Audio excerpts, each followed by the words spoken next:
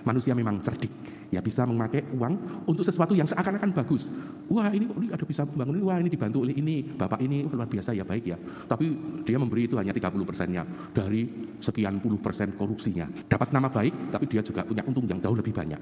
Ya ini sering terjadi sehingga sungguh Tuhan sendiri di satu sisi memuji kecerdikan orang, tetapi tetap tegas bahwa kalau kita fokus kita ada pada uang ini yang kita cari, bukan persembahan diri kita untuk Tuhan, bukan kelakuan-kelakuan baik kita untuk sesama, untuk keluarga dan sebagainya, maka nilai uang ini akan menjerumuskan kita untuk masuk ke dalam kedosaan. Bacaan pertama bisa kita kaitkan dengan hal ini.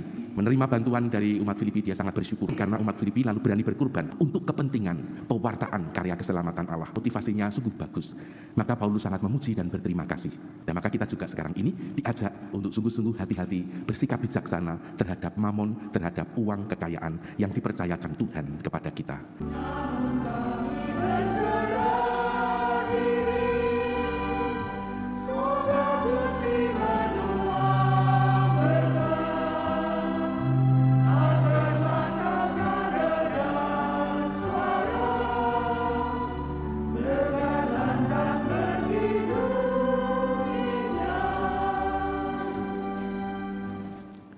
Dalam nama Bapa dan Putra dan Roh Kudus. Amin. Tuhan bersamamu. Bapak, Ibu, saudara-saudari terkasih, selamat pagi berkah dalam. Hari ini firman Tuhan mengajak kita untuk waspada, ya bersyukur, tapi terutama untuk bersikap secara benar dalam menggunakan mamon, dalam menggunakan uang. Karena seringkali uang bisa menjadi sumber rahmat, tetapi sekaligus juga bisa menjadi sumber masalah hidup. Maka dalam rasa syukur atas firman ini, marilah kita buka hati kita, agar Tuhan memakai kita untuk menyalurkan berkat-Nya bagi sesama, khususnya yang membutuhkan. Tiap Sabtu, apalagi Sabtu pertama, kita mohon berkat dari Tuhan untuk para imam dan panggilan-panggilan, syukur atas panggilan khusus. Maka marilah kita siapkan perayaan ini dengan mohon ampun atas dosa kesalahan kita. Tuhan Yesus Kristus, Engkau memanggil kami supaya berbuat yang benar. Tuhan, kasihanilah kami. Engkau menanggung dosa kami, supaya kami bebas dari kekuasaan dosa dan dapat hidup menurut kehendak Allah. Kristus, kasihanilah kami. Engkau telah menderita bagi kami, supaya kami selamat, dan kami pun belajar darimu, meneladani Engkau, dan mengikuti jejak-Mu. Tuhan, kasihanilah kami. Semoga Allah yang Maha Kuasa dan Maha Rahim mengasihani kita, mengampuni dosa kita, dan mengantar kita ke hidup yang kekal. Marilah kita berdoa.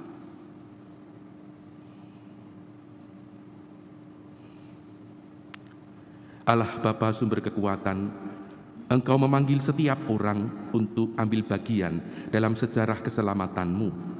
Semoga kami mengalami kekuatan sabda-Mu, dan semoga kami dengan setia menjaga janji penyelamatan-Mu bagi setiap orang. Dengan pengantaraan Yesus Kristus Putra-Mu Tuhan kami, yang bersama dengan Dikau dalam persatuan Roh Kudus, hidup dan berkuasa, Allah sepanjang segala masa. Amin. Segala perkara dapat kutanggung dalam Dia yang memberi kekuatan kepadaku. Pembacaan dari surat Rasul Paulus kepada jemaat di Filipi. Saudara-saudara, aku sangat bersuka cita dalam Tuhan, bahwa akhirnya kalian semakin menaruh perhatian lagi kepadaku. Memang perhatianmu selalu ada, tetapi tidak ada kesempatan bagimu. Hal ini kukatakan bukan karena aku kekurangan, sebab aku telah belajar mencukupi diriku dalam segala keadaan. Aku tahu apa itu kekurangan, dan aku pun tahu apa itu kelimpahan. Dalam segala hal dan dalam segala perkara, tiada sesuatu yang merupakan rahasia bagiku, baik dalam hal kenyang maupun dalam hal kelaparan, baik dalam hal kelimpahan maupun dalam hal kekurangan. Segala perkara dapat kutanggung dalam Dia yang memberi kekuatan kepadaku. Namun baik jugalah perbuatanmu, yaitu bahwa kalian telah mengambil bagian dalam kesusahanku.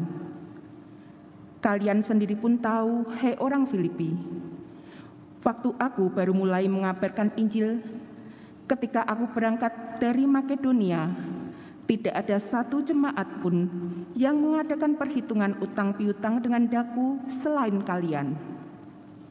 Di Tesalonika, aku telah 1-2 kali menerima bantuan dari kalian. Yang kuutamakan bukanlah pemberian itu, melainkan buahnya yang semakin menambah keuntunganmu. Kini aku telah menerima daripadamu semua yang perlu, malahan lebih daripada itu. Aku berkelimpahan karena aku telah menerima kirimanmu dari Epafroditus, yaitu persembahan yang harum, suatu kurban yang disukai dan berkenan kepada Allah.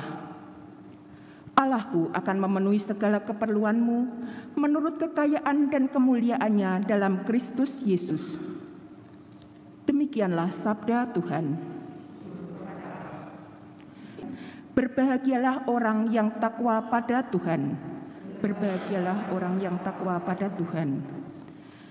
Berbahagialah orang yang takwa pada Tuhan, yang sangat suka kepada segala perintahnya. Anak cucunya akan perkasa di bumi, keturunan orang benar akan diberkati. Berbahagialah orang yang takwa pada Tuhan. Orang baik menaruh belas kasihan dan memberi pinjaman. Ia melakukan segala urusan dengan semestinya. Orang jujur tidak pernah goyah. Ia akan dikenang selama-lamanya. Berbahagialah orang yang takwa pada Tuhan.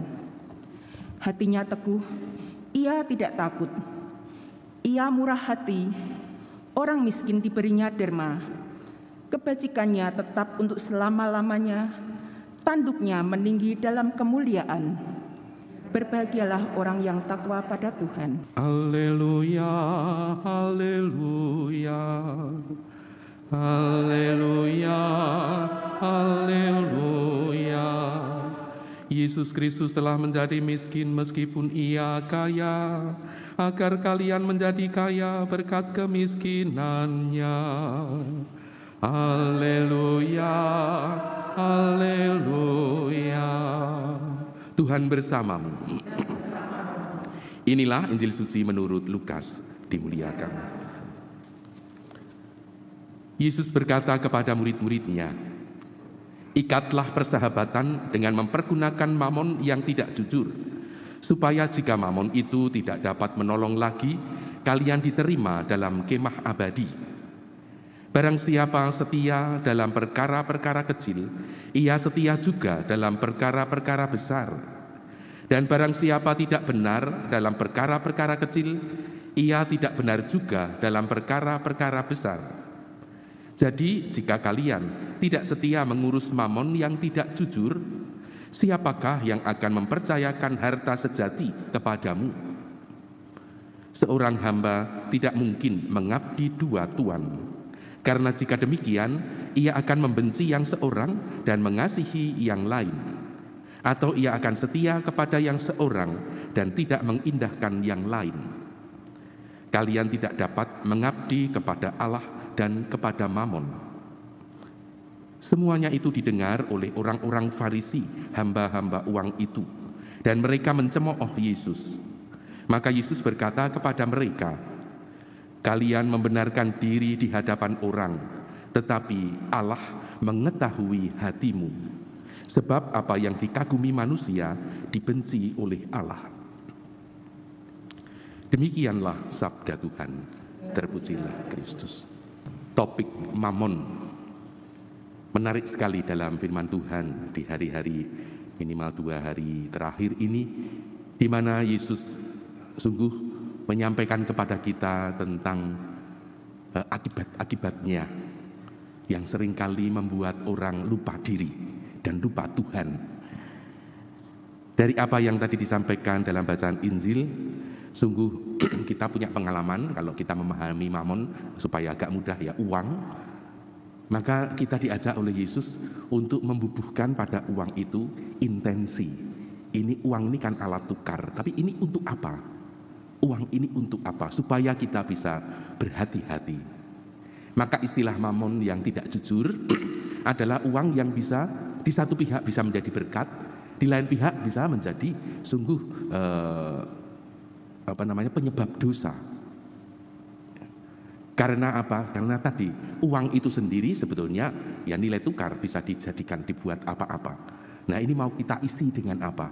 Oh uang ini memang kupakai untuk membiayai urusan keluarga, kepentingan keluarga, anak-anak yang harus sekolah dan sebagainya. Tapi juga ini kutambahkan, ya aku juga bisa membantu orang-orang sekitarku yang mungkin jauh lebih kekurangan daripada aku. Di sana ada nilai-nilai positif dan itulah yang dipuji oleh Yesus. Namun kalau uang itu untuk sungguh kekayaan diri sehingga dari hasil korupsi dan sebagainya, itu lalu untuk memuaskan apa yang aku suka, apa yang aku senangi, maka itu membahayakan kita karena kita lalu berpusat pada diri sendiri, lupa pada Tuhan yang selalu menuntun kita untuk memanfaatkan mamon atau uang itu secara baik.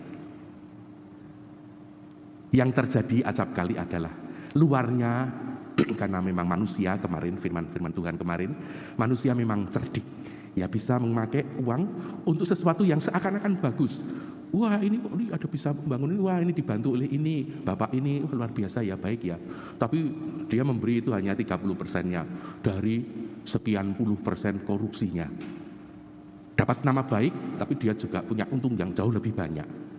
Ya ini sering terjadi sehingga sungguh Tuhan sendiri di satu sisi memuji kecerdikan orang, tetapi tetap tegas bahwa kalau fokus kita ada pada uang ini yang kita cari, bukan persembahan diri kita untuk Tuhan, bukan kelakuan baik kita untuk sesama, untuk keluarga dan sebagainya, maka nilai uang ini akan menjerumuskan kita untuk masuk ke dalam kedosaan. Dan kebetulan bacaan pertama bisa kita kaitkan dengan hal ini. Santo Paulus amat bersyukur kepada umat Filipi. Dia sendiri sudah biasa berjuang, dia sendiri merasa sudah cukup, ya, tapi menerima bantuan dari umat Filipi dia sangat bersyukur. Mengapa? Karena umat Filipi lalu berani berkorban. Mereka sendiri penuh perjuangan umat itu ya. Tapi rupa-rupanya mereka simpati dengan dan mendukung karya Paulus. Maka mereka membantu Paulus menyisihkan uang, memberikan uang untuk kepentingan pewartaan karya keselamatan Allah. Untuk sesuatu motivasinya sungguh bagus. Maka Paulus sangat memuji dan berterima kasih. Nah maka kita juga sekarang ini diajak untuk sungguh-sungguh hati-hati, bersikap bijaksana terhadap mamon, terhadap uang kekayaan yang dipercayakan Tuhan kepada kita. Tuhan memberkati. Amin. Marilah berdoa. Allah yang Maha Kasih, syukur atas firman yang mengingatkan kami untuk waspada dan berhati-hati dalam penggunaan uang. Kami bersyukur atas rezeki yang boleh kami terima. Kami pun bersyukur atas kesulitan-kesulitan, perjuangan-perjuangan yang harus kami alami, sehingga kami memang selalu terikat padamu. Ya Bapa, semoga rezeki yang telah kami terima bisa kami gunakan dengan baik. Bahkan bisa kami salurkan juga untuk membantu orang-orang, saudara-saudari yang jauh lebih membutuhkan, yang memang sedang mengalami kesulitan dalam hidup. Sehingga uang dan rezeki yang kami terima mempunyai arti yang lebih mendalam dan menjadi berkat bagi sesama. Kami mohon kabulkanlah doa kami ya Tuhan.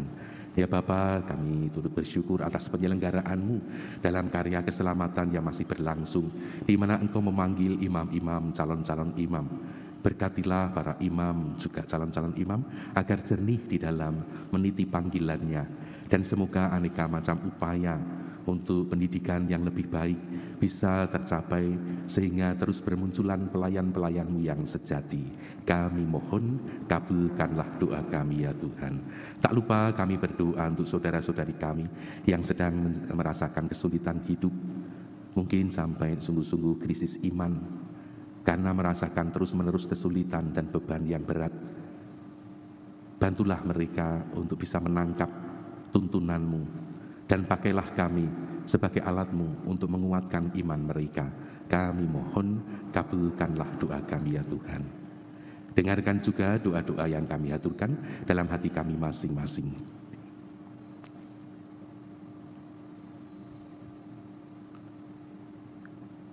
Demikianlah ya Bapa, doa, syukur, dan permohonan yang kami haturkan kehadirat-Mu dengan pengantaraan Kristus Tuhan kami. Amin. Marilah mewartakan misteri iman kita. Setiap kali kami makan roti ini dan minum dari piala ini, wafat-Mu Tuhan kami wartakan hingga Engkau datang. Maka Yesus berkata kepada mereka, kalian membenarkan diri di hadapan orang, tetapi Allah mengetahui hatimu, sebab apa yang dikagumi manusia dibenci oleh Allah. Marilah kita berdoa. Allah Bapa sumber kekuatan, kami bersyukur karena kami Kau perkenankan menikmati tubuh dan darah Putra-Mu. Semoga kami dapat mengikuti jejaknya dan Kau limpahi kekuatan untuk mematuhi sabdanya dalam pesiaran kami menuju kediaman-Mu yang abadi dengan pengantaraan Kristus Tuhan kami. Amin. Tuhan bersamamu. Semoga saudara-saudari terkasih bersama keluarga dalam seluruh perjuangan hidup senantiasa dibimbing, dilindungi, dan diberkati oleh Allah yang Maha Kuasa, Bapa dan Putra dan Roh Kudus. Amin. Perayaan kasih telah selesai. Pergilah mewartakan Injil Tuhan. Syukur kepada Allah.